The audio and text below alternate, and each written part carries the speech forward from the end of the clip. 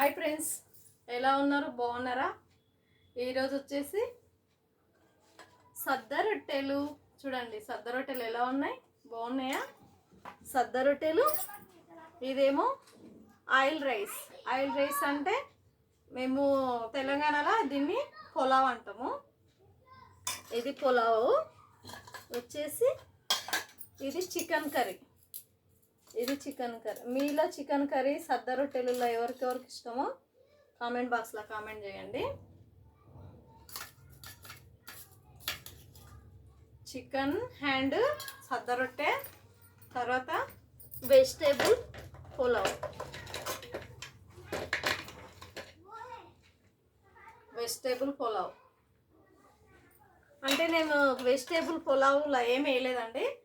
Vegetables కాదు కదా ఇది. నేను వెజిటేబుల్ పులావ్ అని అన్నాను. ఇది ఖాళీ ఆయిల్ రైస్ అంటారు అంతే. ఇది ఏముంది, పుదీనా, కొత్తిమీర, ఇంకా తర్వాత ఆనియన్, మసాలా దినుసులు అవన్నీ వేసి బాగా వేగనియాలి. బ్రౌన్ కలర్ వచ్చేంత వరకు వేగనిచ్చాక కొంచెం ధనియాల పౌడర్ వేయాలి. వేసేసి రైస్ వేసేయాలి. రైస్ వేసేసి ఉప్పు వేసేసి నీళ్ళు పోసి కొలత మీద వాటర్ పెట్టేసుకోవాలి. అంతే, వచ్చేది. ఇంకేం లేదు దీనికి ప్రాసెస్. ఓకేనా?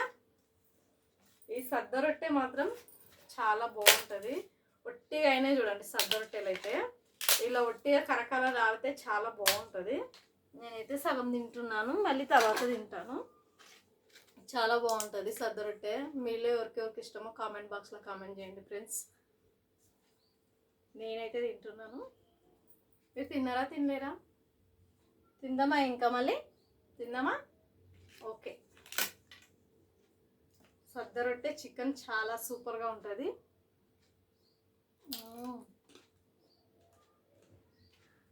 సూపర్, చాలా బాగుంది.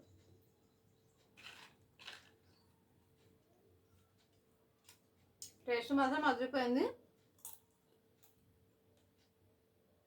చికెన్ పీసెస్ మాత్రం చాలా బాగున్నాయి.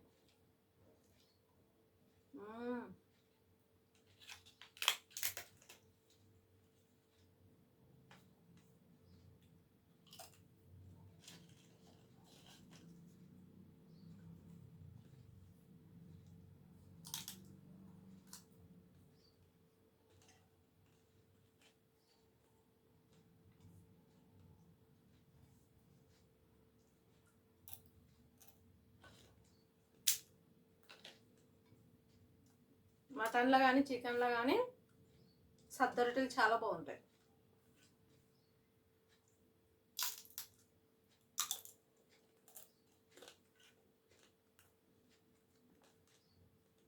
ఇవి సద్ద రొట్టెలు సంవత్సరం పాటు తింటారు చాలామంది. మేమైతే ఎక్కువ చేసి పెట్టుకుంటాను. నేను ఎక్కువ చేసి పెట్టుకొని ఒట్టిగా అయ్యేంత వరకు, ఒట్టిగా అయితే కదా టేస్ట్ చాలా బాగుంటుంది. ఒక 10 రోజులన్నా తింటాను నేను ఇవి సద్ద రొట్టెలు.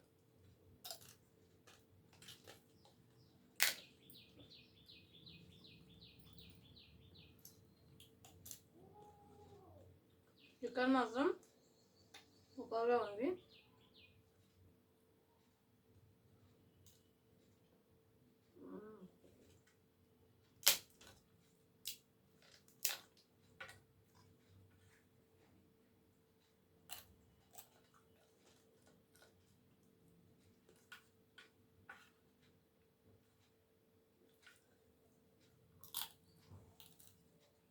ఓకేనా? ఈరోజుకు ఇంతే.